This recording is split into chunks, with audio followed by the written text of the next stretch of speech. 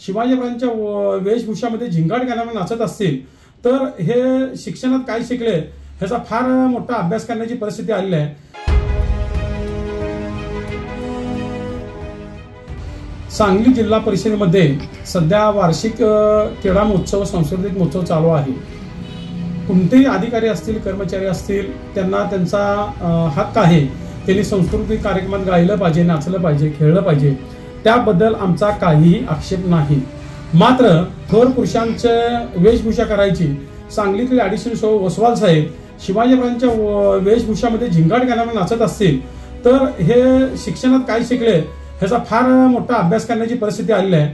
त्याच पद्धतीनं एक दुसऱ्या महिला अधिकारी सीतेचा वेशभूषा जर झिंगाट गाण्यावर नाचत असतील तर ह्या अधिकाऱ्यांचं काय करायचं, तर यांनी सीतामातेचा आणि छत्रपती शिवाजी महाराजांचा जो अपमान केलेला आहे तात्काळ ह्या बाबतीत आम्ही मुख्यमंत्र्यांना पत्र आणि मेल केलेले आहेत, त्यांच्यावर कारवाई करावी, अन्यथा मोठ्या प्रमाणात आम्ही आंदोलन छेडणार आहोत। राज्यात गोळीबार, मारामाऱ्या आणि दुसरीकडे आमच्या सांगली जिल्ह्यामध्ये महापुरुषांचा अवमान असा उद्योग अधिकाऱ्यांनी चालू केलेला आहे।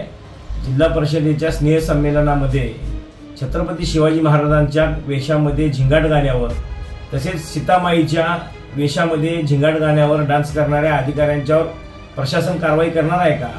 यांनी मनोरंजनासाठी हे स्नेह संमेलन केलं का राष्ट्रपुरुषांचा देवांचा देवाधिकांचा अवमान करण्यासाठी केलं?